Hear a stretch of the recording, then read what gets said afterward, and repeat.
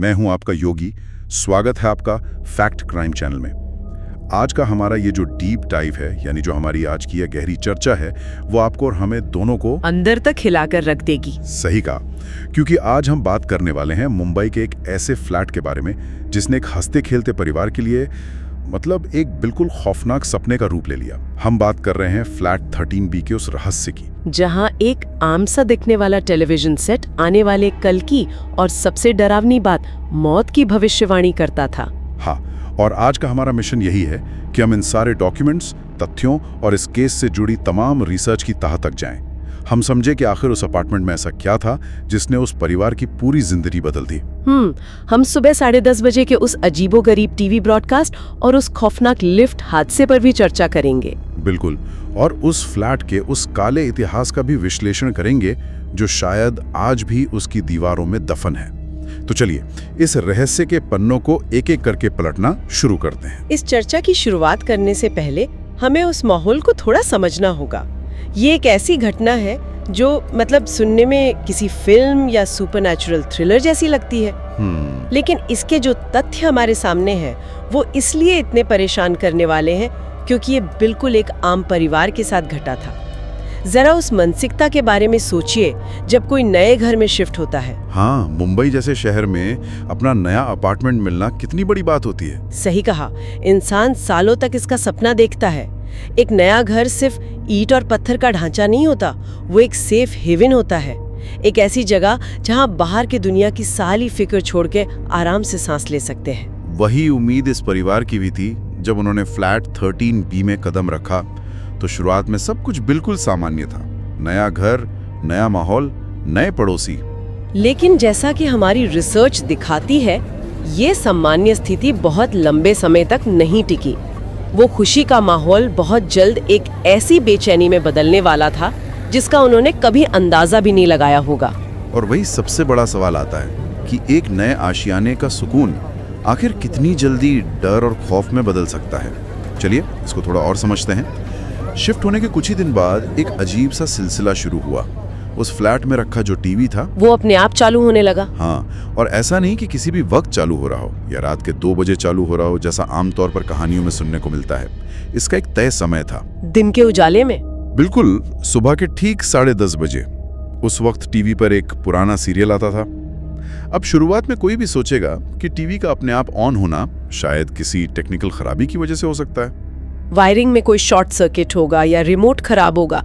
यहाँ दिलचस्प बात यह है कि टीवी का ऑन होना डरावना नहीं था। असल डर तो तब शुरू हुआ जब उन्होंने ध्यान दिया कि उस सीरियल में जो कुछ भी दिखाया जाता था, ठीक वही घटनाएं अगले दिन उस परिवार के साथ सच में होने लगती थी। हाँ, और यहाँ रुककर एक चीज पर गौर करना बहुत जरूरी है। जब हम इस घटना के शुरुआती दिनों का विश्लेषण करते हैं तो देखते हैं कि ये भविष्यवाणियां अचानक से किसी मौत या बड़े हादसे की नहीं थी। बहुत छोटी बातें थी। बिल्कुल, ये बहुत ही मामूली बातों से जुड़ी थी। जो पहली घटनाएं हुई वो इतनी आम थी कि कोई भी उन्हें नजरअंदाज कर दे। जैसे टीवी सीरियल में दिखाया गया कि डाइनिंग टेबल पर रखा एक ग्लास टूट गया, और अगले दिन असल जिंदगी में ठीक वैसा ही हुआ। सही, या फिर सीरियल में लाइट का फ्यूज उड़ गया और अगले दिन इनके नए घर की लाइट चली गई, या चलते चलते किसी का अचानक से ठोकर खाकर गिर जाना। लेकिन एक मिनट, मुझे यहाँ आपको थोड़ा रोकना पड़ेगा। हाँ बोलिए। आप कह रही हैं कि उनके सामने टीवी रोज अपने आप ऑन हो रहा था, जो टीवी में दिख रहा था वही अगले दिन हो रहा था, और उन्होंने इसको नॉर्मल मान लिया। यही ह्यूमन साइकोलॉजी है। अगर मेरे नए घर का टीवी अपने आप मुझे भविष्यवाणी दिखाने लगे तो मैं तो शायद अगले दिन अपना सारा सामान पैक करके वहां से भाग जाऊं। क्या डर से इंसान की सोचने की शक्ति इतनी कमजोर हो जाती है? ये एक बहुत ही वाजिब सवाल है, और यही इस पूरी घटना का सबसे बड़ा मनोवैज्ञानिक पहलू है जिसे हम नॉर्मेलिटी बायस कहते हैं। देखिए, कोई भी इंसान ये नहीं चाहता कि वो अपने ही घर में डर डर कर जिए। वो अपनी जमा पूंजी लगाकर घर खरीदते हैं। बिल्कुल। तो आपका दिमाग किसी भी अनजानी या सुपरनैचुरल चीज को मानने से पूरी तरह इनकार कर देता है। ग्लास का टूटना या लाइट का जाना, ये ऐसी बातें हैं जो किसी के भी साथ हो सकती हैं। हमारा दिमाग डर को कम करने के लिए हर अजीब चीज को एक लॉजिक से समझाने की कोशिश करता है। यानी हम खुद को तसल्ली देते हैं कि अरे इत्तेफाक होगा। हाँ, इंसान का दिमाग पैटर्न्स ढूंढने में माहिर होता है, लेकिन जब वो पैटर्न उसकी सुरक्षा को खतरे में डालता है तो वो डिनायल यानी इनकार की स्थिति में चला जाता है। परिवार बस उस डर को टाल रहा था। लेकिन जैसा कि हम जानते हैं, वो टीवी सिर्फ ग्लास टूटने तक रुकने वाला नहीं था। नहीं, बिल्कुल नहीं। और वाकई वो नहीं रुका। यहाँ सबसे हैरान करने वाली बात आती है। डिनायल का ये जो फेज था, ये बहुत जल्दी चूर चूर होने वाला था। जो चीज पहले एक अजीब सा संयोग लग रही थी, उसने ऐसी रफ्तार पकड़ी जिसने सबको हिला कर रख दिया। सीरियल का माहौल डार्क होने लगा था। हाँ, शुरुआत में छोटे मोटे हादसे थे, लेकिन फिर उस टीवी सीरियल का पूरा रुख ही बदल गया। उसमें अचानक से मौत के और डर के सीन दिखाए जाने लगे। और इस सब के बीच घर की बड़ी बहन ने एक ऐसी डिटेल नोटिस की जिसके बाद परिवार के पैरों तले जमीन खिसक गई होगी। उसने देखा कि किरदार उनके जैसे ही हैं। सही कहा। उस बहन ने स्क्रीन को ध्यान से घुरा और नोटिस किया कि टीवी के अंदर जो परिवार दिख रहा है वो कोई अनजान एक्टर्स नहीं है, वो बिल्कुल उनकी ही तरह दिखने वाले लोग हैं। ठीक वैसा ही घर का फर्नीचर, वही माहौल, सब कुछ वैसा ही। उनकी खुद की जिंदगी, उनके खुद के चेहरे उन्हें टीवी स्क्रीन पर एक हॉरर शो के रूप में दिख रहे थे। सोच कर देखिए ये कितना भयानक पल होगा। यही वो पॉइंट है जहां डर अपनी सारी हदें पार कर जाता है। जब बड़ी बहन ने ये रियलाइज किया, तब उनका वो इत्तेफाक वाला लॉजिक पूरी तरह से टूट गया। रियलिटी और टीवी के बीच की दीवार गिर चुकी थी। बिल्कुल, अब ये कोई तकनीकी खराबी नहीं थी। ये स्पष्ट हो गया था कि इस अपार्टमेंट की 4 दीवारों के बीच कोई अदृश्य शक्ति मौजूद है, और वो शक्ति उन्हें एंटरटेन नहीं कर रही थी, बल्कि उन्हें सीधे तौर पर निशाना बना रही थी। उन्हें आगे क्या होने वाला है उसका एक खौफनाक ट्रेलर हर रोज सुबह 10:30 बजे दिखा रही थी। हाँ, जब मौत के सीन स्क्रीन पर आना शुरू हुए तो वो एक अल्टीमेटम था, एक चेतावनी थी कि अब बचने का कोई रास्ता नहीं है। अल्टीमेटम तो था, लेकिन मुझे यहाँ इंसानी दिमाग की एक और आदत पर हैरानी होती है। इतना कुछ होने के बाद भी डर के माहौल में भी परिवार सच्चाई से भागना चाहता था। जो इस कहानी का सबसे डरावना हिस्सा सामने लाता है, वो मशहूर लिफ्ट वाला हादसा। वो सच में सबसे टेरिफाइंग पार्ट है। हाँ, चलिए इसको थोड़ा डिटेल में समझते हैं। होता यह है कि एक दिन सुबह ठीक 10:30 बजे फिर से टीवी चालू होता है। सीरियल चल रहा है और उस दिन साफ साफ दिखाया जाता है कि परिवार का एक सदस्य बिल्डिंग की लिफ्ट में फंस जाएगा। लिफ्ट खराब होगी और घुटन से उसकी मौत हो जाएगी। एक मौत की बिल्कुल साफ भविष्यवाणी। लेकिन जो बात मुझे परेशान करती है वो ये है कि इतना डर होने के बावजूद जब उस सदस्य को बाहर जाना था तो उसने लिफ्ट का इस्तेमाल किया। उन्होंने इसे मजाक समझकर टाल दिया। मैं समझ नहीं पा रहा हूं, अगर आपको बता दिया जाए कि लिफ्ट में आपकी जान जा सकती है तो आप सीढ़ियां क्यों नहीं उतरते? ये सुनने में अजीब जरूर लगता है, लेकिन अगर हम पैनिक और खौफ की साइकोलॉजी को समझें तो ये रिएक्शन समझ आता है। जब मौत की बात इतनी सीधी होती है तो दिमाग उस इंफॉर्मेशन ओवरलोड को प्रोसेस ही नहीं कर पाता। यानी वो सच को मानना ही नहीं चाहते थे। बिल्कुल, वो हंसते हंसते इस डर को भुलाना चाहते थे। उन्हें लगा कि अगर वो इस डर को मान लेंगे तो वो जिंदगी भर उसके गुलाम बन जाएंगे। एक झूठा आत्मविश्वास दिखाने के लिए उस सदस्य ने लिफ्ट का इस्तेमाल किया।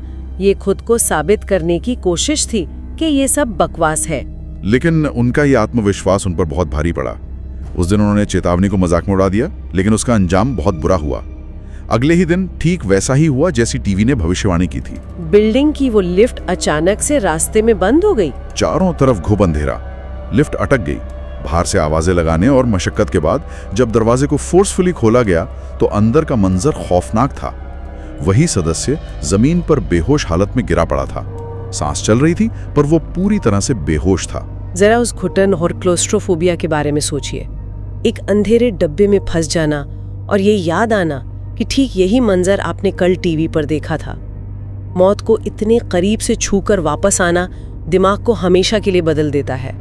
यही वो पल था जब उनका सारा डिनायल टूट गया। हाँ, उन्हें पूरा यकीन हो गया था कि इस फ्लैट में कोई पुरानी और डरावनी ताकत मौजूद है, और वो ताकत खुद अपने हाथों से उनकी मौत की पटकथा लिख रही थी। उस हादसे के बाद वो लोग एक दिन भी वहां चैन से नहीं सो पाए होंगे। वो सोचकर ही रोंगटे खड़े हो जाते हैं। तो इन सब का आखिर क्या मतलब है? ये ताकत आई कहां से? जब परिवार वहां रहने की हिम्मत नहीं जुटा सका तो उन्होंने उस फ्लैट का इतिहास खंगालना शुरू किया, और तब एक रूह कांपने वाला सच सामने आया। अगर हम इसको बड़े पैमाने पर देखें तो इसका अतीत बहुत भयानक था। उन्हें पता चला कि ये जो फ्लैट 13B है, ये कोई आम फ्लैट नहीं था। सालों पहले इसी घर में ठीक उन्हीं दीवारों के नीचे एक पूरा का पूरा परिवार रहस्यमयी तरीके से मारा गया था। एक पूरे परिवार का सफाया हो गया था। ये डिटेल इस घटना को एक नया मोड़ देती है।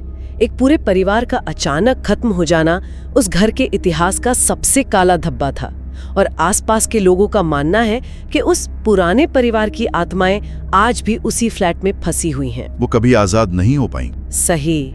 और शायद वही भटकती हुई आत्माएं इस नए परिवार से उस टीवी सेट के जरिए संपर्क करने की कोशिश कर रही थी, उन्हें अपना दर्द दिखाने की या वहां से भागने की कोशिश कर रही थी। लेकिन एक दीवार, एक फ्लैट भला किसी की आत्मा या दुख को अपने अंदर कैसे कैद कर सकता है? इसका साइंटिफिक आधार क्या होता है? पैरानॉर्मल रिसर्च में एक कॉन्सेप्ट होता है जिसे स्टोन टेप थियरी या रेजिडुअल एनर्जी कहते हैं। इसका मतलब है कि कुछ घर सिर्फ ईंट और पत्थर के नहीं बने होते, उनमें रहने वाले लोगों की जो एक्सट्रीम भावनाएं होती हैं, डर होता है, वो उस जगह की फिजिकली मौजूद चीजों में अब्सॉर्ब हो जाता है। यानी उस पुराने परिवार का डर उस फ्लैट की दीवारों में कैद हो गया था, एक रिकॉर्डिंग सिस्टम की तरह। बिल्कुल, आप उस फ्लैट को एक अधूरी कहानियों का कैदखाना कह सकते हैं। जब ऐसी अशांत मौत होती है तो कहानियां अधूरी रह जाती हैं। वो अपार्टमेंट उन्हीं छूट गए पन्नों का एक घुटन भरा कमरा बन गया था। गुजरा हुआ कल वर्तमान को अपना शिकार बना रहा था। ये दिखाने की कोशिश की हम यहाँ थे और अब तुम भी इसका हिस्सा हो। हाँ, ठीक यही। एक अधूरी कहानियों का कैद खाना, ये शब्द अपने आप में कितने डरावने हैं। 10:30 बजे का वो वक्त, मौत के मंजर, लिफ्ट का बंद होना, सब कुछ एक काले धागे से जुड़ा हुआ था। फ्लैट 13B में कुछ तो ऐसा अशुद्ध था जो हमारी समझ से बहुत परे था। सच में ये चर्चा हमें सोचने पर मजबूर कर देती है कि जिन दीवारों के बीच हम खुद को सुरक्षित महसूस करते हैं, क्या पता वो अपने अंदर कितने काले राज छुपाए हुए हैं। क्या हो जब खतरा बाहर हो ही ना, बल्कि घर की बुनियाद में ही मौजूद हो? ये एक बड़ा सवाल खड़ा करता है। अगर सदियों पुरानी ईंट पत्थर की दीवारें लोगों के आखिरी दर्द को कैद कर सकती हैं, तो जरा सोचिए आज की दुनिया के बारे में। आज हम मॉडर्न टेक्नोलॉजी से घिरे हुए हैं, जैसे स्मार्ट टीवीज और मोबाइल फोन्स। हाँ, जो 24 घंटे हमारे पास होते हैं। हमारे घरों में वॉइस एक्टिवेटेड डिवाइसेस हैं जो लगातार हमें सुनते हैं। तो सवाल ये उठता है कि क्या हमारे घरों में मौजूद ये आधुनिक तकनीक उन भटकी हुई आत्माओं के लिए हमसे संपर्क करने का एक नया जरिया बन चुकी है? ये तो बहुत ही परेशान करने वाला ख्याल है। पहले लोगों को परछाइयां दीवारों पर दिखती थी, पर आज क्या पता वो आवाजें हमारे फोन के स्पीकर से आ रही हों। क्या वो परछाइयां अब हमारे हाई डेफिनेशन टीवी स्क्रीन के अंदर से हमें देख रही हों? क्या हम अपने घर में कभी पूरी तरह अकेले होते हैं, या कोई और भी है जो अंधेरे में बैठकर हमारी जिंदगी देख रहा है? सोचिएगा जरूर। मिलते हैं एक और कहानी के साथ।